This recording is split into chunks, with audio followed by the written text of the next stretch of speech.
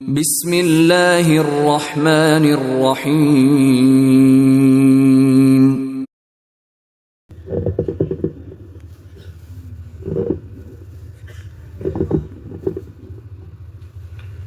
السلام علیکم ورحمۃ اللہ وبرکاتہ۔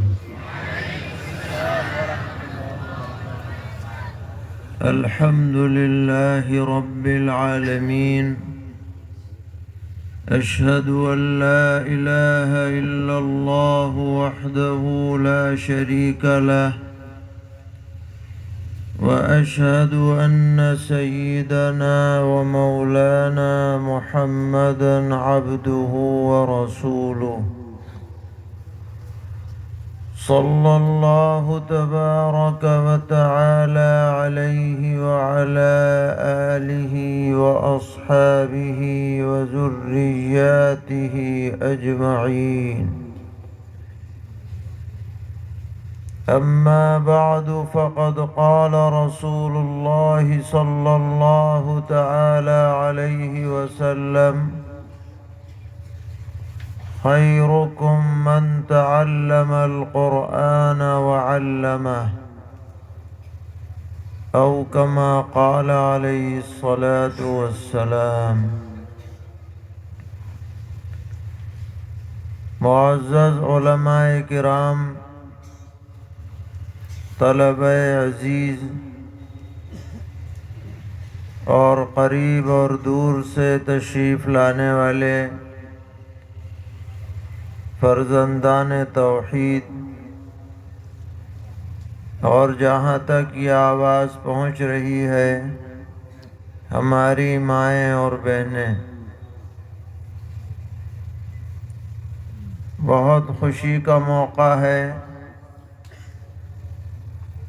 کہ آپ کے مدرسے دارالعلوم نعمت پور میں اس سال 14 خوش نصیب طلبہ نے حفظ قرآن کریم کی سعادت حاصل کی ہے، اور ان کے سروں پر ابھی آپ کے سامنے دستاریں باندھی گئی ہیں۔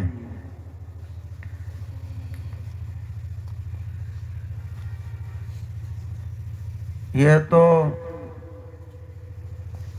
چند ہزار لوگوں کا مجمع ہے جہاں ان حفاظ کرام کا اکرام اور اعزاز کیا گیا ہے، اسٹیج پر بلا کر ان کا نام پکارا گیا، اور علماء کے ہاتھوں دستار باندھی گئی، لیکن ان حفاظ کا اصل اعزاز تو اس وقت ہوگا جب میدان حشر میں اربہ ارب کھربہ کھرب لوگ جمع ہوں گے، اور وہاں اللہ تبارک و تعالی حفاظ کرام کا اعزاز اور اکرام فرمائیں گے، عزت کا جوڑا پہنائیں گے، اپنی رحمتوں سے نوازیں گے، اور جنت کے درجات پر سیڑھی لگا دی جائے گی، اور حافظ قرآن سے کہا جائے گا: پڑھتے جاؤ چڑھتے جاؤ، پڑھتے جاؤ چڑھتے جاؤ، جہاں تمہاری قرأت ختم ہوگی وہی تمہاری جنت میں منزل ہے۔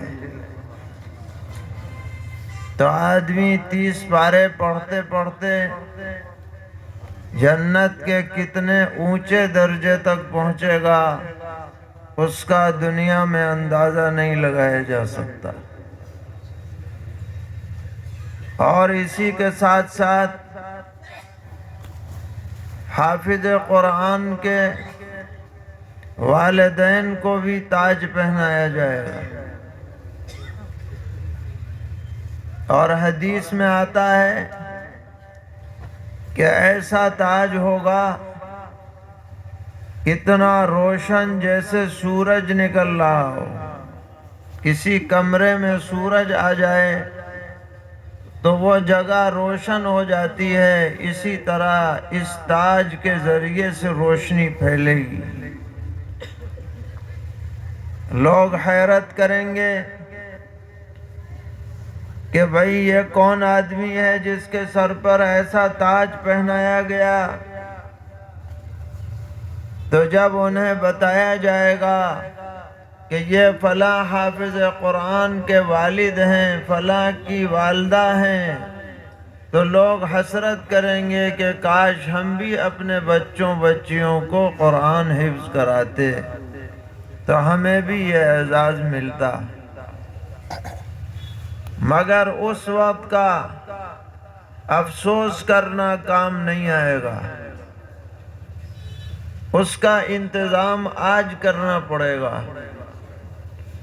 اسی لیے یہ جلسے منعقد ہوتے ہیں تاکہ ان حفاظ کی دستار کو دیکھ کر ہمارے دل میں بھی داعیہ پیدا ہو کہ ہم بھی اپنے بچوں کو حافظ قرآن بنائیں، ہماری نسلوں میں بھی قرآن پڑھنے والے ہوں، قرآن کے حافظ ہوں، قرآن کے عالم ہوں، قرآن کے جانکار ہوں.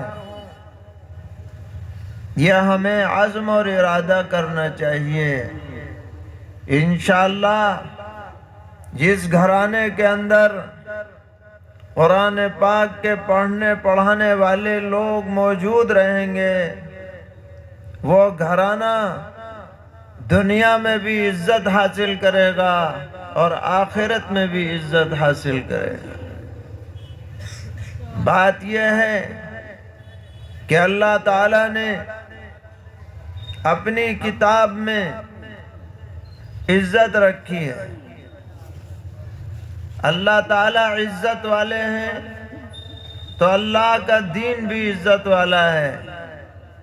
اللہ تعالیٰ ساری عزتوں کے مالک ہیں تو اللہ کی کتاب بھی عزت والی کتاب ہے.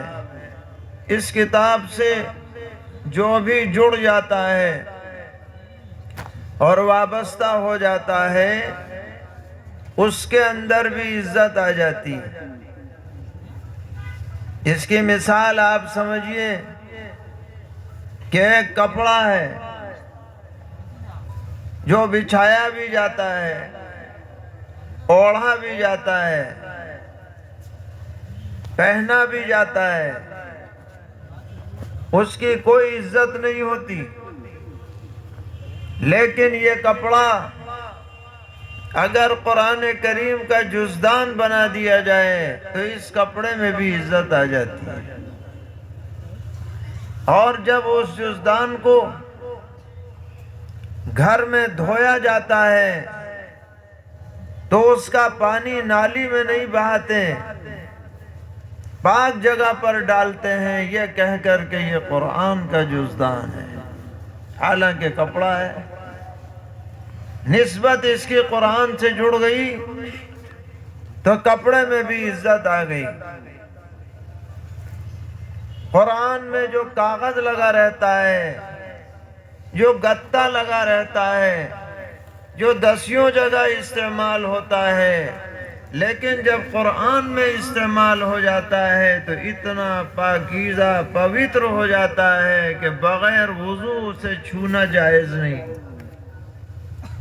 قرآن سے نسبت جڑی تو کاغذ میں عزت آئی، قرآن سے نسبت جڑی تو کپڑے میں عزت آئی، قرآن سے نسبت جڑی تو لکڑی میں عزت آئی. رحل قرآن رکھنے کے لیے تپائی، اس میں اگر پیر لگ جائے تو آدمی کو شرمندگی ہوتی ہے کہ ہم سے گستاخی ہو گئی، حالانکہ وہ لکڑی ہے جس کی کرسی بنتی ہے، تخت بنتا ہے، چوکھٹ بنتی ہے، دروازے بنتے ہیں.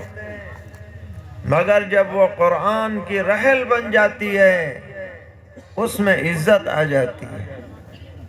تو جب یہ بے جان چیزیں قرآن سے وابستہ ہو کر عزت والی بن سکتی ہیں تو انسان جو اشرف المخلوقات ہے جب وہ قرآن سے جڑے گا تو اس میں عزت کیوں نہیں آئے گی؟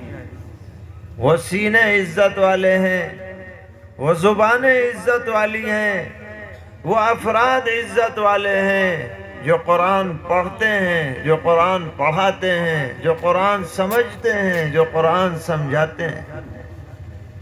اور یہ ہم اور آپ نہیں کہہ رہے ہیں، یہ ارشاد نبوی ہے۔ جن پر قرآن اترا ہے، جو قرآن کے امین ہیں، جن کے توسط سے ہم کو یہ قرآن ملا ہے، وہ فرما رہے ہیں سرور عالم صلی اللہ تعالی علیہ وسلم کہ خیرکم من تعلم القرآن وعلمہ، تم میں سب سے اچھا آدمی وہ ہے جو قرآن سیکھے اور قرآن سکھائے۔ قرآن کا طالب علم ہو یا قرآن کا معلم ہو، ان دونوں کو پیغمبر علیہ السلام فرما رہے ہیں یہ سب سے معزز لوگ ہیں تمام امت میں، تمام مسلمانوں میں، تمام ایمان والوں میں، تمام دینداروں میں سب سے زیادہ عزت والے لوگ وہ ہیں جو قرآن سے وابستہ ہیں۔ آج لوگ اسے ہلکا سمجھتے ہیں۔ اگر کوئی اپنے بچے کو مدرسے میں بھیجتا ہے تو 10 باتیں اسے سننے کو ملتی ہیں۔ کہاں بھیج دیا، پڑھ کے کیا کرے گا، لوگوں پر بوجھ بن جائے گا، فلاں فلاں 10 باتیں۔ لیکن پیغمبر علیہ السلام فرما رہے ہیں جسے تم ہلکا سمجھ رہے ہو یہ سب سے بھاری چیز ہے جو کسی کو نصیب ہو جائے۔ یہ سعادت ہر ایک کو نہیں ملتی۔ اللہ تعالیٰ لاکھوں کروڑوں لوگوں میں سے منتخب فرماتے ہیں اپنی کتاب کی حفاظت کے لیے، کتاب کو دنیا میں باقی رکھنے کے لیے۔ یہ چھوٹے چھوٹے بچے ماشاءاللہ بعض مدارس میں دیکھا 8 سال کا بچہ، 10 سال کا بچہ ایک نشست میں پورا قرآن سنا دیتا ہے 30 پاروں کا، صبح سے لے کے دوپہر تک۔ مادری زبان نہیں ہے، ہندوستان کا رہنے والا ہے، سعودی عرب کا رہنے والا نہیں ہے، ہندی بولنے والا، اردو بولنے والا، مگر قرآن پڑھتا ہے تو بسا اوقات بڑے بڑے اہل عرب سے اچھا پڑھنے لگتا ہے، شاندار، غلطی نہیں آتی، فر فر پڑھتا چلا جاتا ہے۔ 2-4 صفحے نہیں ہیں، 2-4 سورتیں نہیں ہیں، 114 سورتیں ہیں، 30 پارے ہیں، اور آدمی یاد کر لیتا ہے۔ یہ اللہ تعالیٰ کا انعام نہیں ہے تو اور کیا ہے؟ اور یہ قرآن کا اعجاز ہے۔ ساری دنیا کو چیلنج ہے، کوئی نظیر دکھا کے لائے کہ اتنی بڑی کتاب یاد کر لی جائے اور یاد رہے۔ صرف یہی نہیں کہ یاد کر لی جائے بلکہ یاد رہتی ہے۔ اور اللہ تعالیٰ نے اس کا انتظام فرمایا رمضان المبارک میں تراویح کے ذریعے کہ جو حفاظ کرام ہیں وہ رمضان میں 20 رکعت میں قرآن سنایا کریں۔ سب جگہ سنائیں، شہروں میں سنائیں، گاؤں میں سنائیں، مشرق میں سنائیں، مغرب میں سنائیں، دکن میں سنائیں، اتر میں سنائیں، کوئی بھی زبان جاننے بولنے والے ہو وہاں سنائیں۔ اللہ تعالیٰ نے یہ ہم پر انعام فرمایا کہ تراویح جیسی نماز عطا کی قرآن کی حفاظت کے لیے، جس میں لاکھوں حفاظ ہر سال ساری دنیا میں قرآن پڑھتے ہیں۔ اور حنفیہ کے ہاں لازم ہے کہ قرآن پڑھا جائے تو حفظ پڑھا جائے، دیکھ کے نہ پڑھے۔ بعض ائمہ کے ہاں دیکھ کے بھی پڑھ سکتے ہیں، مگر جب آدمی دیکھ کے پڑھے گا تو حفظ یاد نہیں رہے گا، سوچے گا کہ بھئی دیکھ کے پڑھ سکتے ہیں، آرام سے کیا فائدہ محنت کرنے سے۔ مگر جب یہ کہا جائے کہ بھائی بغیر دیکھے پڑھنا ہے تو اب آدمی ضرور یاد کرے گا، اچھی طرح یاد کرے گا، سنانے کے لیے بھی اور سننے کے لیے بھی۔ تو اللہ نے یہ نعمت عطا کی ان بچوں کو۔ ہمارے دل میں جذبہ ہونا چاہیے کہ آج یہ بچے حافظ ہوئے، کل ہمارے بچے بھی حافظ ہوں۔ یہ جذبہ ہم یہاں سے لے کر کے جائیں۔ اسی طرح حافظ ہونے کے بعد آگے بھی پڑھائیں۔ ابھی تو انہوں نے الفاظ یاد کیے ہیں، اب اگلا مرحلہ ان الفاظ کا ترجمہ کیا ہے یہ یاد کرو۔ قرآن پاک صرف پڑھنے کے لیے نازل نہیں ہوا، قرآن پاک سمجھنے کے لیے بھی نازل ہوا ہے۔ سمجھیں گے نہیں تو عمل کیسے کریں گے؟ لہذا ہر علاقے میں ایسے افراد ہونے چاہیے جو قرآن پاک کو سمجھنے والے ہوں، سمجھ کر لوگوں کو بتلانے والے ہوں، کیا جائز ہے کیا ناجائز، کیا حلال ہے کیا حرام، کیا صحیح ہے کیا غلط، کیا کرنا چاہیے کیا نہیں کرنا چاہیے۔ یہ ہمارے پاس ایک دستور موجود ہے، اللہ تعالیٰ کی ہدایات موجود ہیں، اور اسی کی شرح ہے احادیث شریفہ۔ نبی اکرم علیہ السلام کی زندگی، آپ کا اسوہ مبارکہ، آپ کی سنتیں، آپ کی تعلیمات، آپ کی ہدایات، آپ کا روشن کردار، یہ دراصل قرآن پاک کی تشریح ہے۔ پوری زندگی آپ نے یہی کام کیا ہے، قرآن پاک کو پڑھایا، قرآن پاک کو سمجھایا، قرآن پاک کو دل میں اتارا، قرآن پاک کے مطابق امت کی رہنمائی فرمائی۔ یہ آپ کا مشن تھا، یہ مشن ہمارا بھی ہے، یہ مشن علماء کا ہے، یہ مشن امت کے لوگوں کا ہے کہ حضور اکرم علیہ السلام کی بعثت جن مقاصد کے لیے ہوئی ہے وہ مقاصد امت میں پورے کیے جاتے رہیں، پڑھنے پڑھانے کا بھی سلسلہ جاری رہے، اصلاح کا سلسلہ بھی جاری رہے، اور جب موقع آئے قربانی دینے کا سلسلہ بھی جاری رہے، مالی قربانی دینی ہو تو وہ بھی دی جائے، اور جانی قربانی کا موقع آئے تو وہ بھی پیش کی جائے، اور وقت لگانے کا موقع آئے تو اس میں بھی دریغ نہ کیا جائے۔ ہماری شریعت ہمیں یہ حکم دیتی ہے تو خیرکم من تعلم القرآن وعلمہ، یہ معیار ہے۔ قرآن سیکھو، قرآن سکھاؤ، اور اچھے سے اچھے لوگوں میں اپنا نام لکھواؤ۔ جو آدمی یہ چاہتا ہے کہ وہ اللہ کی نظر میں بہترین بن جائے اور پیغمبر علیہ السلام کی نظر میں اچھا بن جائے، اسے چاہیے کہ قرآن کی تعلیم کو عام کرے، قرآن کی تعلیم کو گھر گھر پہنچائے، قرآن کی تعلیم کو گاؤں گاؤں پہنچائے، شہر شہر پہنچائے۔ کوئی گھر مسلمان کا باقی نہ رہے جہاں قرآن پڑھنے والے نہ ہوں۔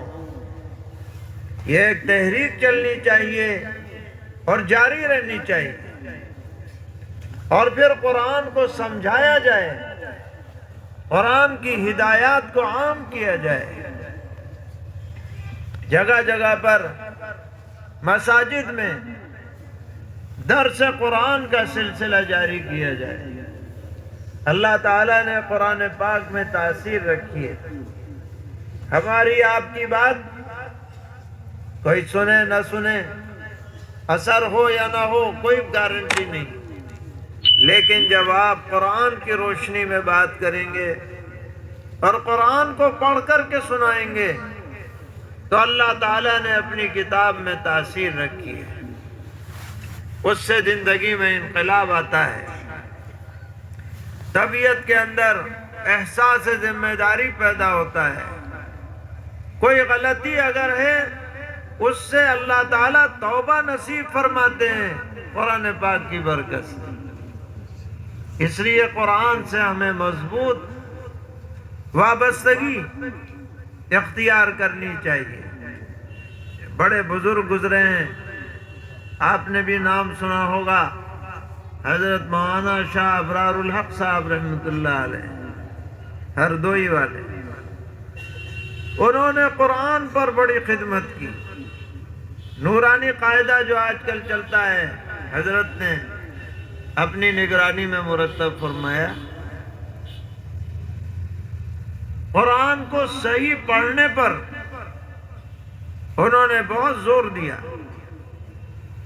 اخیر عمر میں حضرت فرماتے تھے کہ بھائی آدمی 70 سال کا ہو جاتا ہے، 80 سال کا ہو جاتا ہے، نماز بھی پڑھتا رہتا ہے، مگر اسے پتہ نہیں رہتا کہ الحمدللہ میں اللہ نے ہم سے کیا فرمایا۔ یاد ہے مگر ترجمہ نہیں پتا۔ قل هو اللہ یاد ہے، ساری زندگی پڑھ لی مگر مطلب نہیں پتا۔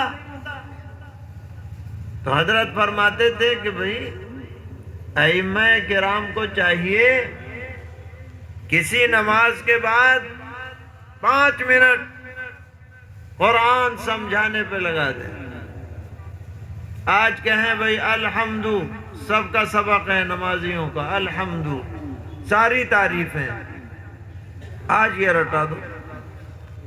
اگلے دن للہ، پیچھے سے ملا لو الحمدللہ، ساری تعریفیں اللہ کے لیے ہیں۔